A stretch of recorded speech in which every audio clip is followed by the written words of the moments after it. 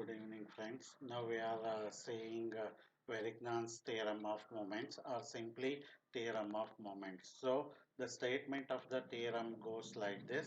The algebraic sum of the moments of the forces about a point. So the point about which the moments will be calculated is called as the moment center.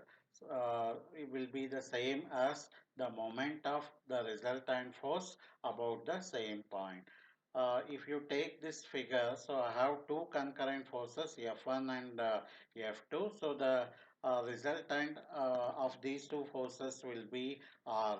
So what theorem of moment says that? So if you consider A as the moment center, that is the point about which moment will be calculated for these forces. So the moment of the force F1, that is about A, is M1, and the moment of the force F2 about A will be M2. So and the moment of the resultant R about A will be MR. So now the summation of moments, that is M1 plus M2, will be equal to the moment produced by the resultant R. So that is MR. So finally the equation will be MR is equal to M1 plus M2. So here the theorem is proved only for two concurrent forces. So the same theorem can be extended to non-concurrent forces as well as a number of forces. Now the proof of the theorem will go like this.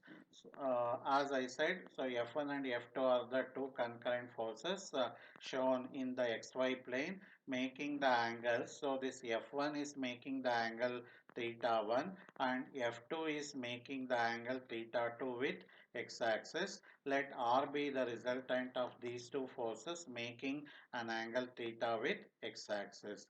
So A is the point about which moment is calculated of these forces. So A will be called as the moment center. Now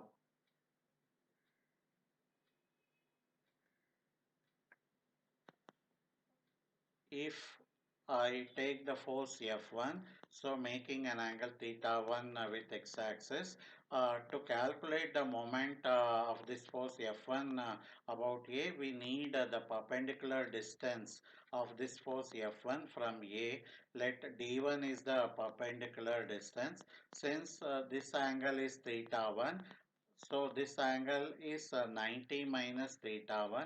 If I consider this as the right angle triangle, this is 90 degrees. So this is 90 minus theta 1. Naturally, this angle must be theta 1. Now force F1 is making a distance of D1 from A.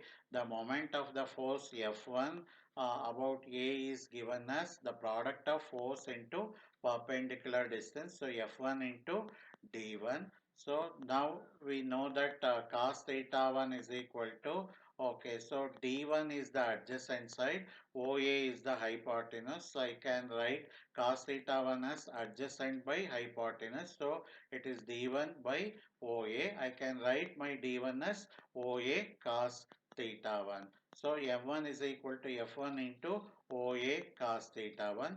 So my M1 is now OA into F1 cos theta 1. As we have seen in the composition and resolution of forces, if the force is split into its x and y components, F cos theta is the x component of the force and F sin theta is the vertical component of the force. So F1 cos theta 1 is nothing but the x component of the force F1. So I can write this as OA into F1 x. Now taking the force F2, so let the perpendicular distance of this force F2 from the moment center A is D2. So then this is the angle theta 2 with respect to x-axis. So if this is theta 2, so this particular angle is 90 minus theta 2. If this is 90 minus theta 2, so naturally this will be the angle theta 2. So now considering this right angle triangle, so now M2 will be written as the force F2 into the perpendicular distance D2.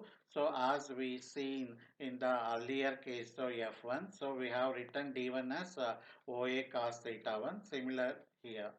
OA cos theta 1. So now D2 will be written as OA cos theta 2. So now M2 is equal to OA into F cos theta 2. So this F2 cos theta 2 is nothing but the x component of this force F2. So we can write this as F2 into x.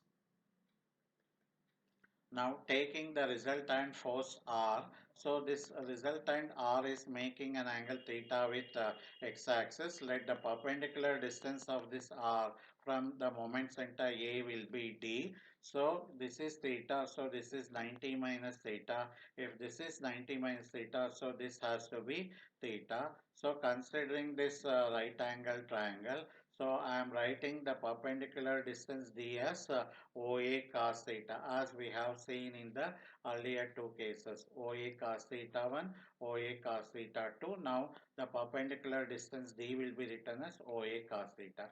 So now moment of the resultant R about A. So it is given as the product of R into D, the force into perpendicular distance. So now MR will be written as OA into R cos theta. So this R cos theta is nothing but the x component of the resultant R. So it is nothing but Rx. Now the summation of the moments due to the two forces F1 and F2 will be M1 plus M2. So as we have seen, it is M1 is OA into F1x. So this is M2 OA into F2x. So now taking OA as common, F1x plus F2x. So F1x is nothing but the x component of the force F1, and F2x is the x component of the force F2. So it is the summation of horizontal forces.